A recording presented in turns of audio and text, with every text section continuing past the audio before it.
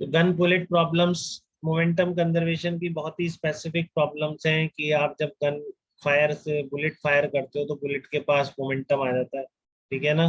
इस पर कोई एक्सटर्नल फोर्स लगता नहीं है।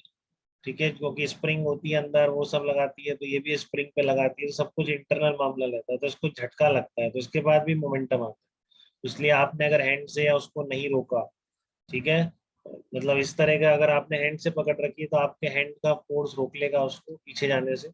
लेकिन कई बार इस तरह का प्रॉब्लम इसलिए बनाते हैं इस पर कि एक स्मूथ सरफेस पर एक कैनन रख देते हैं या गाड़ी का लगा देते हैं, फिर वो बुलेट फायर करती है। ठीक है ना, तो ऐसा बनता है, तो इसलिए फिर इसके पीछे चलती है। तो इसलिए कितनी चली, दूसरी बुलेट फायर करने के बाद स्पीड कितनी होगी, तीसरी बुलेट फायर करने के बाद स्पीड कितनी होगी, तो ऐसे क्वेश्चन बनने लगे। ठीक है ना, क्योंकि इस बुलेट प्लस गन सिस्टम पर स्मूथ सरफेस है तो कोई एक्सटर्नल फोर्स है, तो वहां पर भी इस तरह से मोमेंटम कंजर्वेशन लगता है। यहाँ पर एक इंपॉर्टेंट टर्म आती है, मदल वेलोसिटी ऑफ द बुलेट। ठीक है, तो कभी ये डिफाइन कर दे तो बहुत अच्छी बात है कि muzzle velocity is the relative velocity of bullet with respect to the gun before the stage of the firing या after the stage of the firing। तो मदल वेलोसिटी जनरली एक रिलेटिव वेलोसिटी होती है बुलेट। ठीक है ना।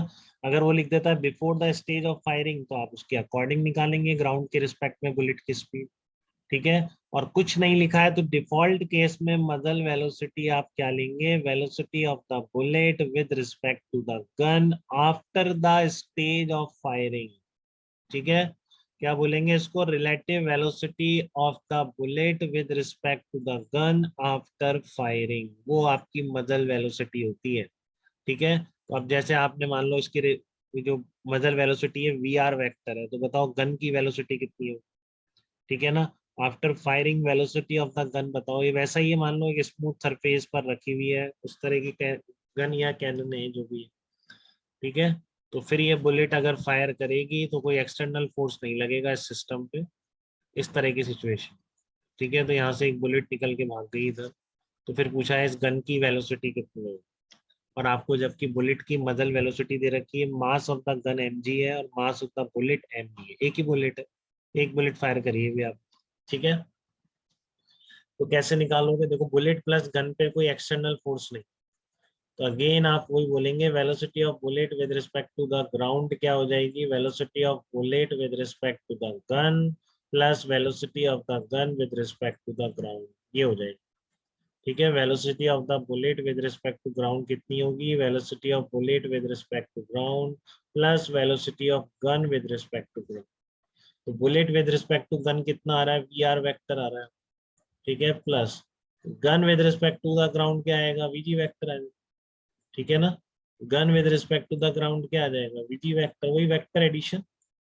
ठीक है, तो ध्यान रखो ग्राउंड के रिस्पेक्ट में कितना आएगा, ये जो मजल वेलोसिटी है प्लस गन की velocity with respect to the ground, ये होगी bullet with respect to the ground. और मोमेंटम कंजर्वेशन ग्राउंड से ही लगाना है आपको, इधर उधर से नहीं लगाना है, गलती करेंगे बहुत ज्यादा। ठीक है ना, कि इस सिस्टम में इसके रिस्पेक्ट में कोई फोर्स नहीं आ रहा वहां से लगा रहे, ऐसा नहीं, सब कुछ ग्राउंड के रिस्पेक्ट में लगा के, कभी गलत नहीं। ठीक है, तो इनिशियल जीरो है, तो आपका mass of the gun into V G vector, ये गन का मोमेंटम हो गया आफ्टर, इनिशियल जीरो क्यों लिया, इनिशियल किसी के पास कोई मोमेंटम नहीं था before the stage of firing. After the firing ये एमजी वेक्टर, आप प्लस माइनस से भी काम चला सकते हो, आप समझदार हैं। तो मैंने बोला गन की वीजी वेक्टर है प्लस बुलेट की रिलेटिव वेलोसिटी आफ्टर फायरिंग उसकी कितनी है, V R vector plus V G vector. ठीक है, तो ये आ गई bullet with respect to the ground. Muzzle velocity सिर्फ देगा तो डिफॉल्ट मीनिंग है relative velocity of the bullet with respect to the gun after the stage of firing.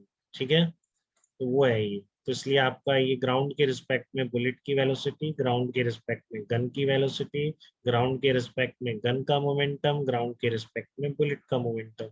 Initial zero था तो फाइनल भी मोमेंटम का सम क्या रहना चाहिए, दोनों के जीरो रहना चाहिए। तो यहाँ से वीजी वेक्टर कितना आ गया आपका, minus M B V R vector upon M G plus M V are.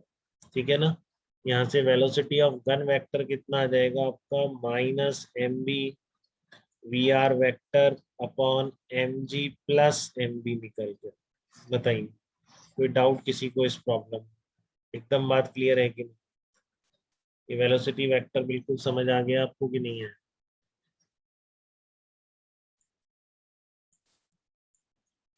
Sir ये ऑल्टरनेट, वीजे वी हाँ, कोई कुछ कहना चाह रहा है, बताओ। रुपेश कुछ कह रहे हो?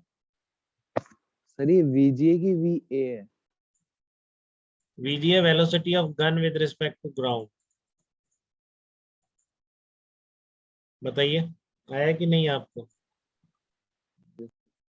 ये गन के रिस्पेक्ट में प्लस गन की ग्राउंड के रिस्पेक्ट। आप वेक्टर हटा के लिख दो, आप उससे कंफर्टेबल हो तो आपको एक चीज दिखेगी कि इधर मजल वेलोसिटी होगी, गन पक्का उसके अपोजिट जाएगी। ठीक है ना? गन की और इसकी फाइनल वेलोसिटी क्या है, दोनों की अपोजिट रहनी भी चाहिए, क्योंकि मोमेंटम का सब तभी जीरो आएगा। तो ये आप डायरेक्टली ऐसे भी कर लेते हैं। या आपको ये तो पता है, देखो वी आर है तो इसके आप वी जी इधर मान लो, तो इसकी कितनी हो जाएगी? डेफिनेटली 100% वी आर ही ज्यादा होगा, क्योंकि इसकी नेट वेलोसिटी तो इधर ही आनी चाहिए ना, क्योंकि गन की उधर आ रही।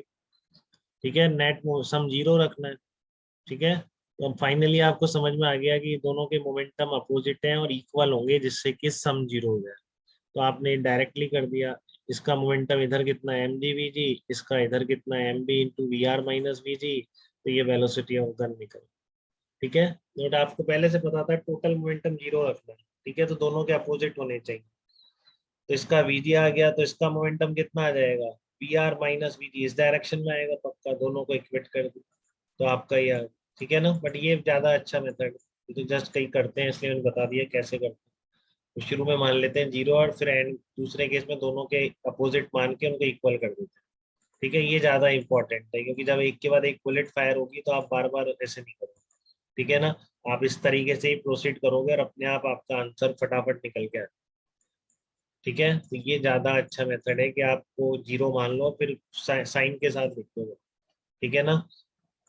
क्लियर है? मतलब सीधा लिख दो, अपने आप वो नेगेटिव पॉजिटिव आगे सब बता देता है। ये ज्यादा इंपॉर्टेंट है, आगे के क्वेश्चन में इसी तरह को यूज करना है तो उसको। ठीक है, और कोई डाउट किसी का मोमेंटम कंजर्वेशन की इन एग्जांपल्स में? बॉम्ब एक्सप्लोजन पढ़ लिया हमने, गन बुलेट पढ़ ली हमने।